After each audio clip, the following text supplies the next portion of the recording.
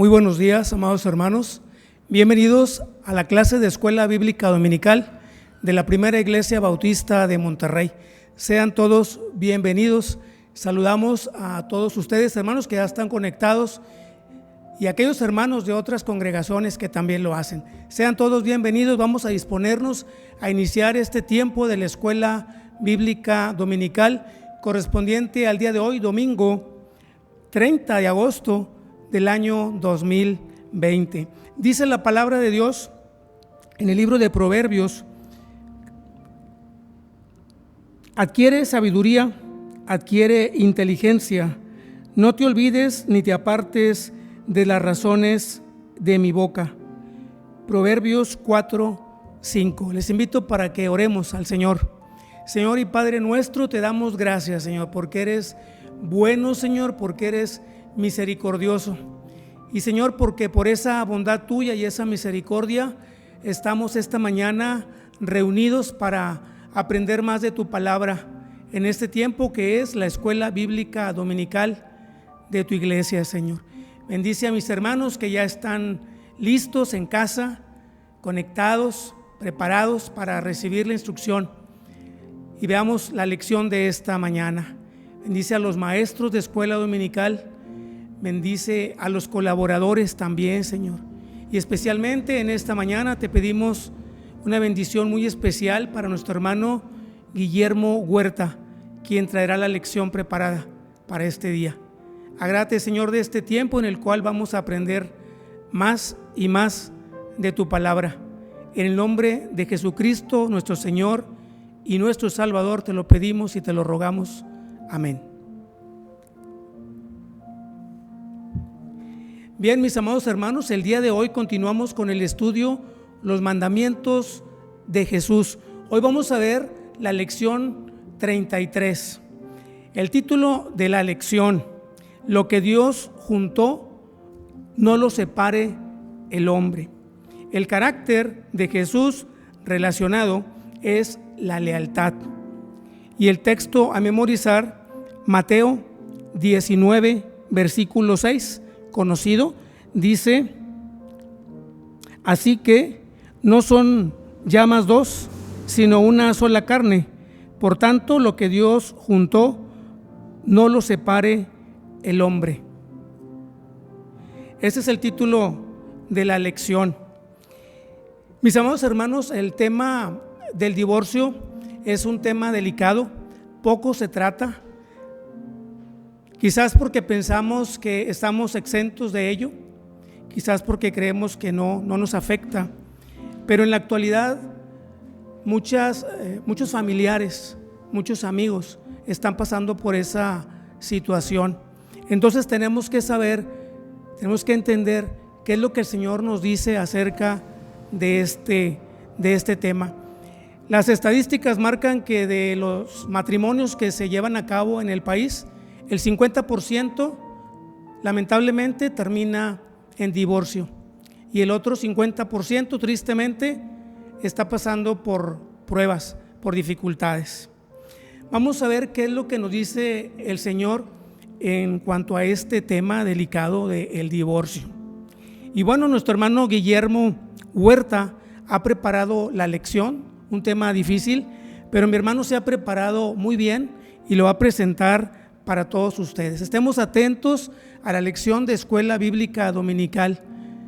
Al final, recuerden que tenemos la clase para niños, así es que no se vayan al terminar la clase de los mayores. Vamos a iniciar este tiempo y demos la bienvenida a nuestro hermano Guillermo Huerta con la lección correspondiente a este día. Que el Señor les bendiga, hermano Guillermo. Le escuchamos. Adelante. Hoy, domingo 30 de agosto del 2020, saludamos con gusto a los hermanos y amigos que hoy se enlazan con nosotros a través de este medio para compartir y aprender en esta clase de la Escuela de Biblia algo sobre el divorcio, un tema que nos lleva a ver la importancia de la fidelidad, de la lealtad, cualidades estrechamente relacionadas con el carácter de Jesús. Antes de ello, me complace decirles que el próximo domingo será un día muy especial para la comunidad bautista. Se conmemora el Día del Pastor.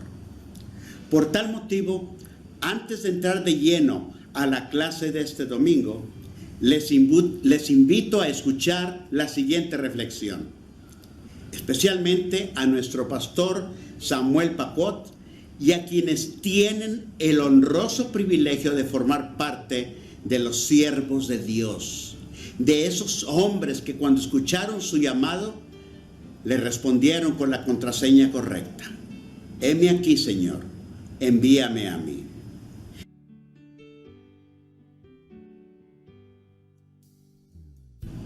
Y miren, el trabajo de ellos trajo a mi mente la experiencia que vivió cierta familia un domingo por la mañana, cuando les informaron que otro familiar de parentesco muy cercano había salido el sábado a temprana hora, acompañado de un sobrino, a escalar el pico más alto de una de las montañas que circundan a Monterrey.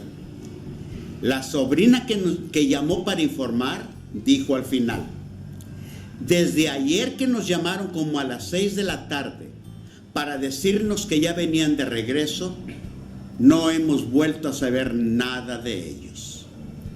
Se temía lo peor.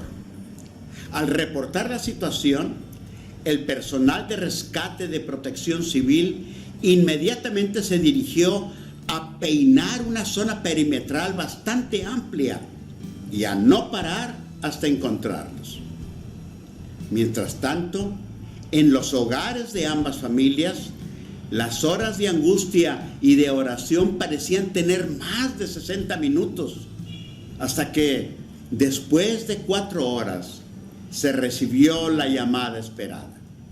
Habían encontrado a los familiares extraviados, al tío con un cuadro de deshidratación algo avanzada y al sobrino más preocupado que cansado, pero los dos, en términos generales, estaban bien.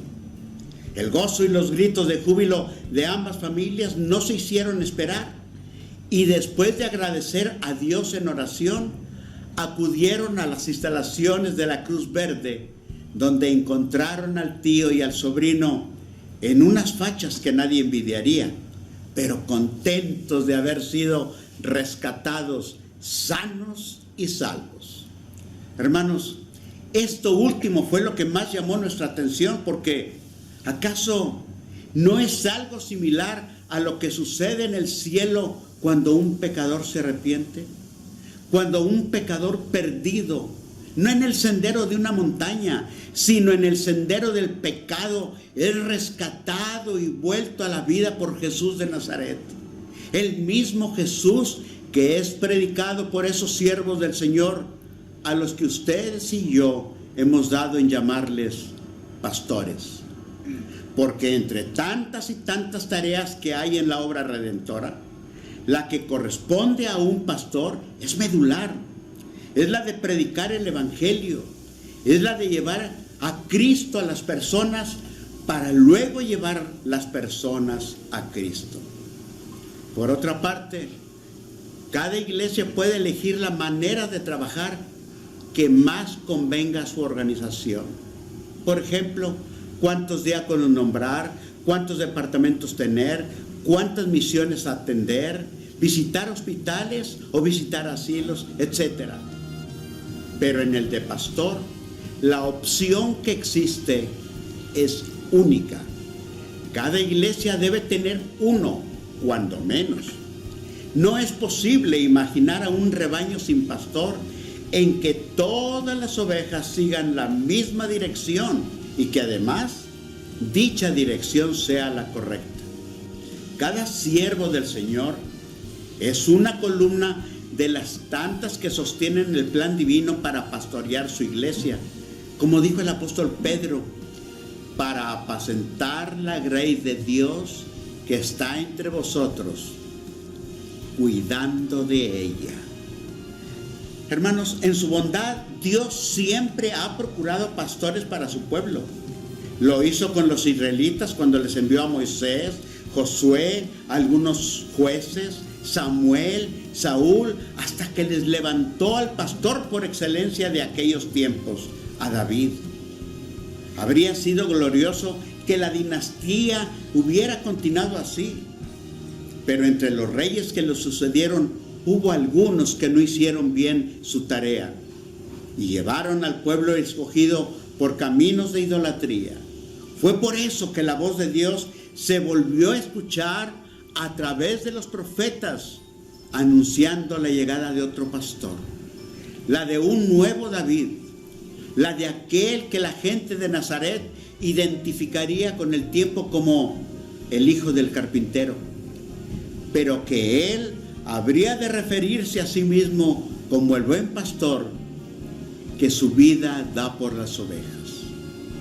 Desde entonces, el llamado de Dios ha estado vigente y nunca ha faltado alguien que le diga: heme aquí. Por eso seguimos viendo cada día a siervos de Dios peleando la buena batalla, guardando la fe y corriendo la única carrera en la que su entrenador corre al lado de ellos. Apreciable pastor Juan Samuel Pacot Rivera, es deseo ferviente que aquella convicción con la que usted aceptó el llamado del Señor prevalezca cada día en su vida, para que siga llevando a Jesús al corazón de sus ovejas y a sus ovejas al corazón de Jesús. Que sus mensajes tengan esa chispa que, además de encender nuestros corazones, nos motiven a orar con la misma pasión que Jesús oró en Getsemaní. Nos permitan ver los cielos como los veía Juan. Nos convenzan que las ovejas descarriadas tenemos asiento de primera fila para ver la fidelidad de Dios. Y finalmente, que nos permitan imaginar al Santo de Israel diciéndole directamente a usted: así bendeciréis a la congregación de la Primera de Monterrey. Jehová te bendiga y te guarde. Jehová haga resplandecer su rostro sobre ti y tenga de ti misericordia. Jehová alce sobre ti su rostro y ponga en ti paz. Hermano Samuel, que el Señor para el que usted trabaja le siga bendiciendo hoy y siempre. Con amor fraternal, todas sus ovejas, incluyendo la número 100.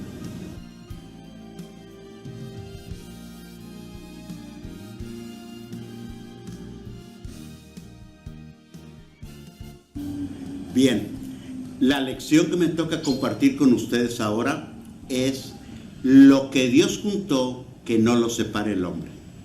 La cualidad que va implícita en dicha clase y que se relaciona con el carácter de Jesús es la lealtad.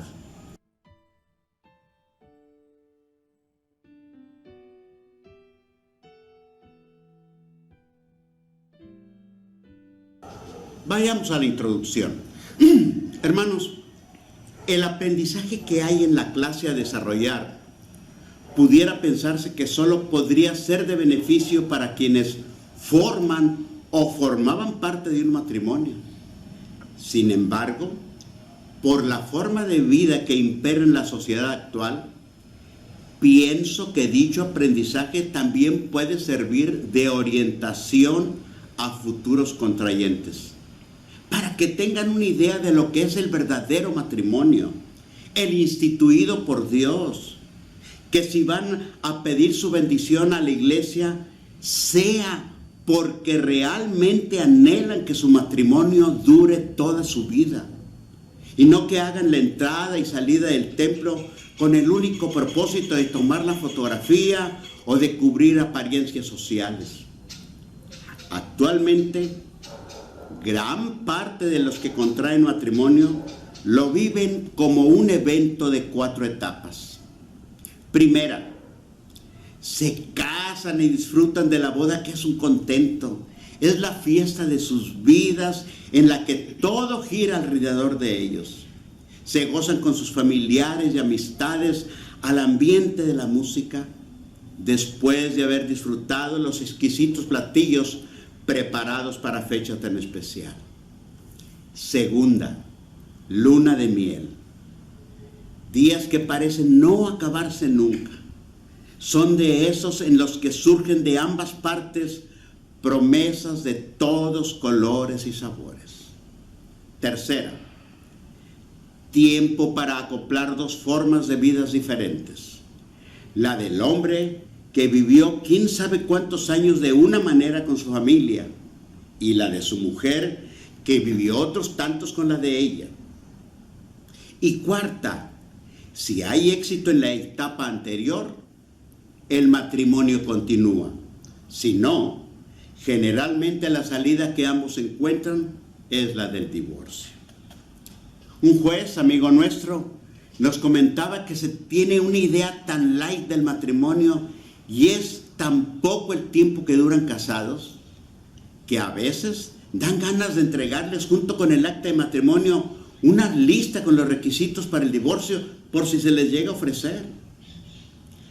Por eso pienso que es necesario que futuros contrayentes estén conscientes de que la responsabilidad en el matrimonio es tanta que cuando los discípulos supieron de tal obligación, le dijeron a Jesús, literalmente, si así es la condición del hombre con su mujer, no conviene casarse. Eso lo dijeron los discípulos a Jesús. En fin, pocas veces abordamos el tema de divorcio en la iglesia, quizá pensando que no es nuestro problema. A lo más, cuidamos que nuestros líderes no sean divorciados. Pudiéramos decir que hablar del divorcio es un tema que incomoda por las causas y consecuencias que conlleva antes y después de efectuarse respectivamente. Sin embargo, este asunto nos atañe más de lo que suponemos, pues un considerable porcentaje de las familias en las iglesias tienen parientes cercanos con un problema de divorcio o que se enfilan hacia él. Para nadie es un secreto que el divorcio no es exclusivo de gente que no es cristiana, no, de ninguna manera.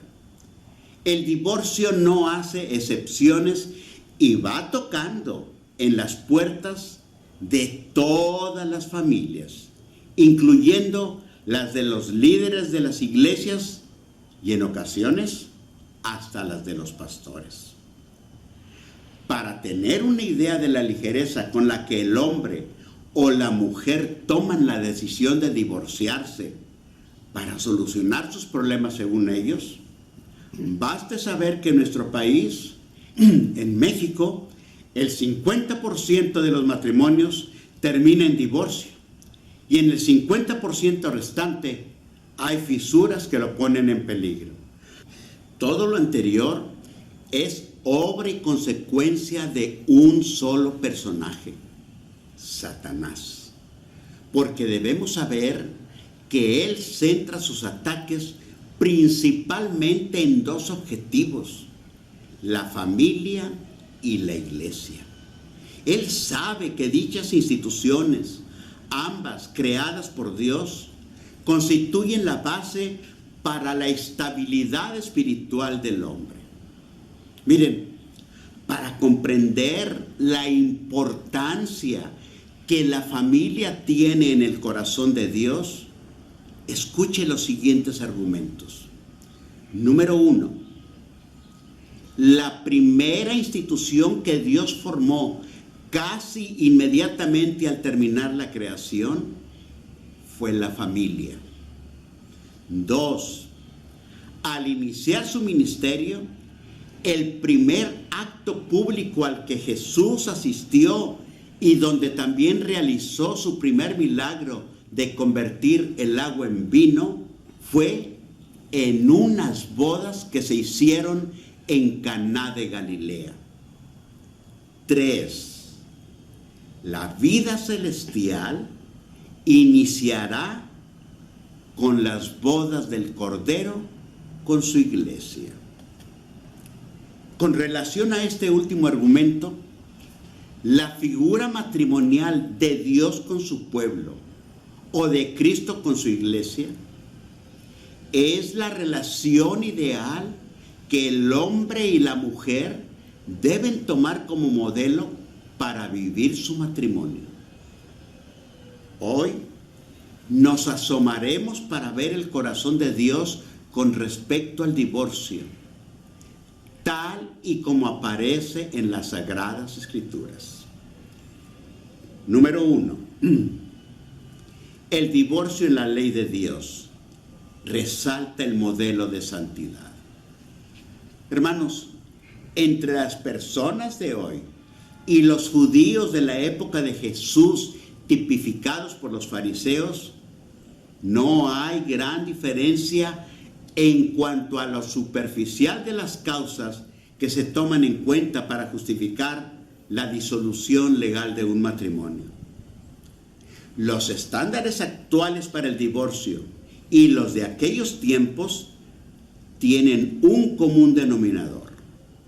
Han sido elaborados a modo para conveniencia personal de una o de las dos partes, pero sin tomar en cuenta en lo más mínimo lo que Dios dijo al respecto.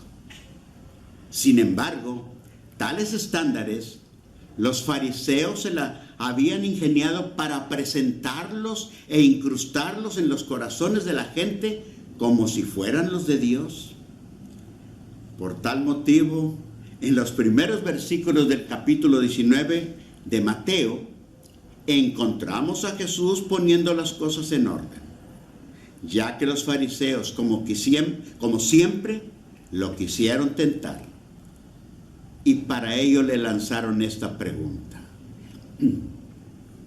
¿es lícito al hombre repudiar a su mujer por cualquier causa? Ahí abarcaron todo, por cualquier causa, es decir, porque no cocina bien, porque no me respeta como yo quiero, ya no se arregla bien, no me gusta, no es hacendosa, y cosas así por el estilo, triviales. Y para pronto, y sin ningún titubeo, Jesús les dijo: ¿no habéis leído que el que los hizo al principio, varón y hembra los hizo, y dijo: por esto el hombre dejará a su padre y a su madre y se unirá a su mujer, y los dos serán una sola carne? Así que no son ya más dos, sino una sola carne. Por tanto, lo que Dios juntó, no lo separe el hombre. Sin embargo, los fariseos no estaban dispuestos a darse vencidos a la primera. No, ¿qué va? Al contrario, en lugar de aventar la toalla y retirarse por donde habían llegado, arremetieron nuevamente y le preguntaron: ¿por qué pues mandó Moisés dar carta de divorcio y repudiarla? Con tal cuestionamiento, prácticamente le estaban diciendo a Jesús que algo estaba mal o que algo debería cambiar. Pues lo dicho por Moisés y lo dicho por él eran mandamientos completamente diferentes. Y efectivamente, Moisés, allá en Deuteronomio 24, había ordenado dar carta de repudio y despedir a la mujer si se encontrare en ella cosa indecente, no cualquier causa. Sin embargo, la intención de ese mandamiento del líder israelita, más que aprobar el repudio o divorcio, lo que hacía era resaltar la santidad del matrimonio. Hermanos, permítanme explicar esto con algo que sucede en algunos hospitales privados de primer mundo. Cualquier paciente que sea de nuevo ingreso en uno de esos hospitales puede estar seguro que la loza e instrumentos que se van a utilizar para alimentarlo y curarlo son nuevos. Así, entre otras muchas cosas, el juego de la jarra y los vasos que está ahí sobre la mesita es nuevo, completamente nuevo. El que se habrá de usar al día siguiente será otro, también nuevo, ya que el del día anterior se habrá de desechar. Ya será decisión de los familiares si se lo llevan o no, es de ellos. El objetivo de dotar cada cuarto con todo nuevo diariamente no es desechar lo que se usó el día anterior, no. Ese no es el objetivo. El objetivo es garantizar la limpieza e higiene que impera en dicho hospital para resaltar la calidad de servicio que ahí se presta. Igual con el mandamiento de Moisés. El objetivo de su mandamiento no era repudiar, sino resaltar la santidad con la que se debería llegar al matrimonio y mantenerlo por siempre con esa misma santidad, que es como Dios quería y quiere que todos vivamos el matrimonio. Ahora, por ser Dios santo, su pueblo debe ser santo, el matrimonio debe ser santo. Y por el contrario, la fornicación y el adulterio destruyen la santidad del matrimonio. Lo que van a escuchar y a ver a continuación, lo voy a utilizar solo para dar pie a la voz de algunos profetas, de tal manera que nos permitan modelar el juicio de Dios con respecto al divorcio. Miren, hay un libro titulado El divorcio a la luz de la Biblia, que presenta 4 posiciones al respecto, debidamente documentadas, de teólogos, líderes espirituales, pastores y autores cristianos. Aquí las tiene. 1. No al divorcio ni a las segundas nupcias en ningún caso. 2. Sí al divorcio, pero no a segundas nupcias en caso de adulterio. 3. Sí al divorcio y a las segundas nupcias en las víctimas de adulterio y abandono. Y 4. Sí al divorcio y a las segundas nupcias ante diversas causas. Por supuesto, cada posición tiene su respaldo. Es escritural y muchos se sentirán autorizados a divorciarse y casarse de nuevo aprovechando algún pasaje aislado y algunos silencios de la Biblia. Pero es indispensable entender el corazón de Dios en cuanto a este asunto para actuar con sabiduría. El Espíritu Santo es quien nos puede guiar a una correcta interpretación. Vayamos pues al siguiente punto de nuestra clase. Número 2. El divorcio en los profetas, el modelo de juicio. En este punto, hermanos, lo escrito por algunos profetas nos brinda la ayuda suficiente para formarnos una idea del juicio de Dios con respecto al divorcio. Para ello, me voy a permitir significar lo que sucede en una corte imaginaria. Una corte, ustedes saben, como las que vemos en las películas, donde hay lugares para los observadores, para la parte que demanda, para la parte demandada, allá al frente el estrado y a uno de sus lados el lugar para los testigos. Bien, ahora sí, imagínense que ustedes y yo estamos ahí como observadores, tal vez platicando en voz baja, cuando de repente se oye la voz firme de un oficial que dice: todos de pie, preside esta corte el libro de las Sagradas Escrituras. Caso a tratar. Israel se queja de que Dios la repudió y la vendió a sus acreedores. Se siente abandonada esta nación. El juez escucha la demanda y dice: tiene la palabra la parte demandada. Dios habla con Isaías y le pide que lea por él su declaración escrita. El profeta la empieza a leer. Así dijo Jehová: ¿Qué es de la carta de repudio de vuestra madre con la cual yo la repudié? ¿O quiénes son mis acreedores a quienes yo os he vendido? He aquí que por vuestras maldades sois vendidos, y por vuestras rebeliones fue repudiada vuestra madre. Hermanos, los israelitas que se encontraban en aquel tiempo en el exilio allá en Babilonia se sentían como una esposa divorciada, abandonada y además olvidada por Dios. Así que el Señor interrumpió ese tipo de pensamientos preguntándoles: ¿dónde está la carta de divorcio? Muéstrenmela. Claro, Israel no podía hacer tal cosa porque Dios nunca le dio una.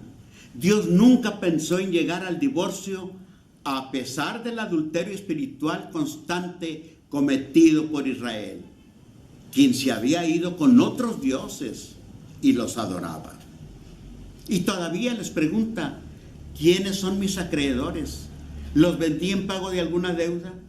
Yo no soy deudor de nadie. Sus maldades y sus rebeliones los tienen en el lugar en que se encuentran.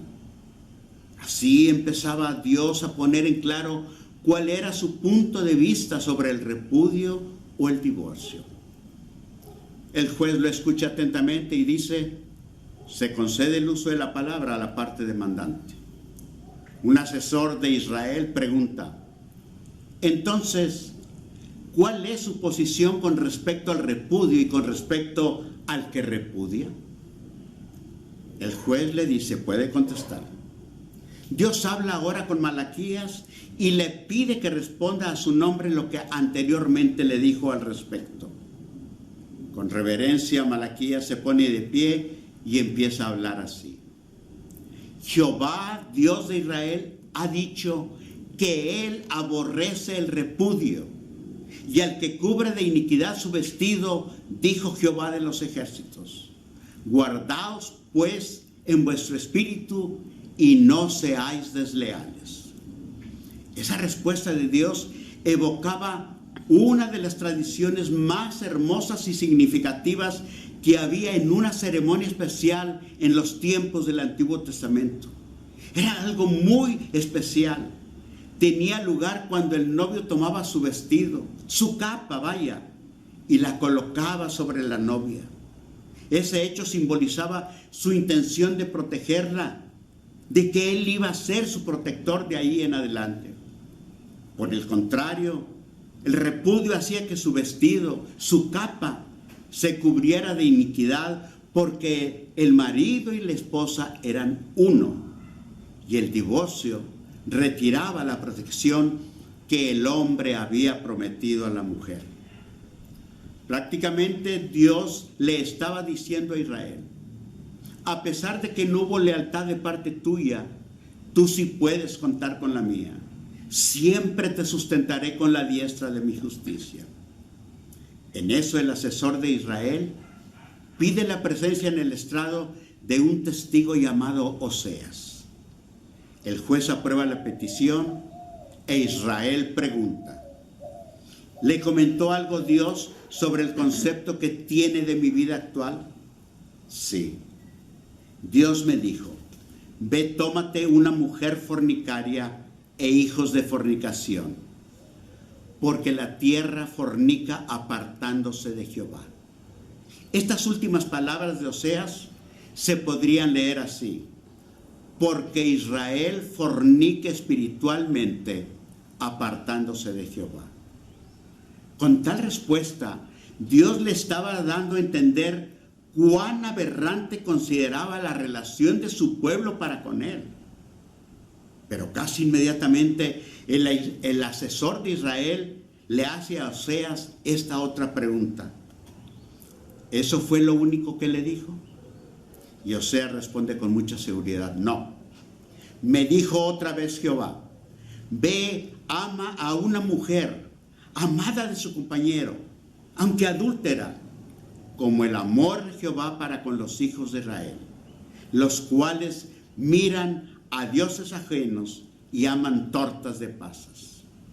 El nombre de la mujer era Gomer, y la forma en que Dios le pedía a Oseas que la amara era una fiel representación del inigualable y eterno amor que Dios sentía por los israelitas, por su pueblo. Dicho de otra manera, Oseas debería amar a Gomer como Dios amaba a Israel. En la Biblia, Nueva Versión Ilustrada, lo dicho por Oseas aparece escrito así: ve y ama a esa mujer adúltera, que es amante de otro. Ámala como ama el Señor a los israelitas, aunque se hayan vuelto a dioses ajenos y se deleiten con las tortas de pasas que les ofrecen. Dijo Oseas: compré entonces a esa mujer por 15 monedas de plata. Hermanos, casi Oseas les preguntaba a los israelitas: ¿necesitan algo más para convencerse de que Dios mantiene su promesa de amarlos por sobre todas las cosas y eternamente? Israel le pregunta ahora: ¿le comentó Dios sobre alguna promesa? Oseas asiente con la cabeza y le empieza a decir: Él me dijo que te iba a cortejar nuevamente, que te llevaría al desierto para hablarte al corazón, que desde allí te daría viñas y un hermoso valle como puerta de esperanza, que allí te volvería a ver cantar como en los tiempos de tu juventud o como cuando te sacó de la tierra de Egipto. Y remarcó muy bien que llegado ese tiempo tú habrás de llamarle Ishi, mi marido, y nunca más Baalí, mi señor. Al terminar de hablar Oseas, el silencio invadió la sala y se rompió cuando se escucharon las palabras: no más preguntas, su señoría. Finalmente el jurado deliberó y emitió este fallo.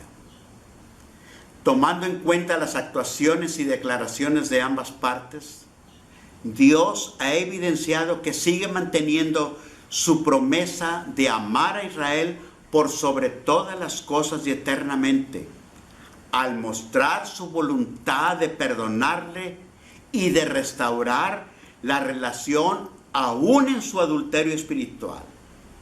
Por lo tanto, el juicio de Dios con respecto al divorcio queda claro.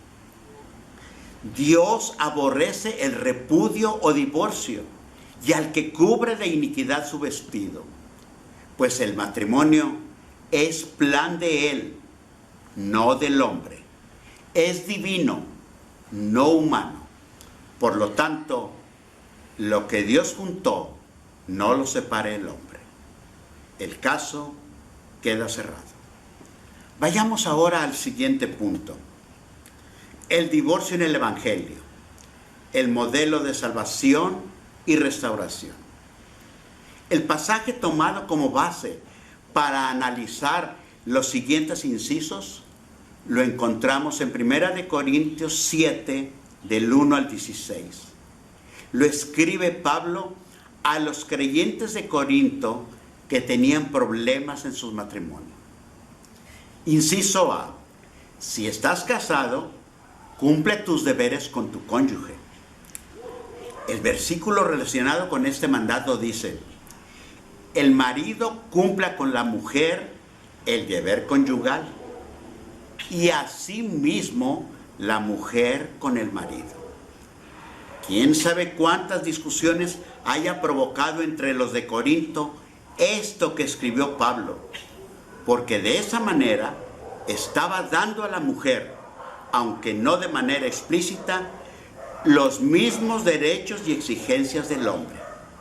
Con este mandato, Pablo estaba elevando a la mujer de su anterior estado de esclavitud a ser compañera del hombre. Inciso B: si puedes estar soltero, quédate sin casar. Este consejo de Pablo, consejo, no mandato, lo daba a los solteros y a las viudas, siempre y cuando tuvieran el don de abstinencia. El apóstol de la gracia sabía que sin ese don sería imposible que permanecieran en la soltería tanto los hombres como las mujeres. Su ideal para solteros y viudas lo encerraba en estas cuantas palabras: bueno les fuera quedarse como yo. Inciso C: si no tienes don de abstinencia, cásate. Lo que Pablo hace ahora es revirar y dirigirse al otro grupo, donde están los que no pueden controlar su naturaleza humana, los que no tienen el don de continencia. A ellos les dice que se casen, y además les daba esta buena razón: es mejor casarse que dejarse consumir por la pasión. Inciso D: si estás unido en matrimonio, no te separes. El pasaje bíblico que Pablo escribió haciendo referencia a este punto dice: a los que están unidos en matrimonio, mando, no yo, sino el Señor, que la mujer no se separe del marido. Si se fijan bien, antes de dar la indicación, el apóstol les aclara a los casados que esto no es un consejo o mandato de él, sino de Dios. Matthew Henry, en su libro Comentario Bíblico, dice: no pueden separarse a no ser por causa de fornicación, como dice Jesús en Mateo 5:32. Inciso E: el marido no abandone a su mujer, debe darle manutención. Hermanos, si en lugar de reconciliación hubo separación, Pablo vuelve a bajar de su pedestal al hombre y le manda no abandonar a su mujer. Literalmente se dirige a él con estas palabras: y el marido no abandone a su mujer.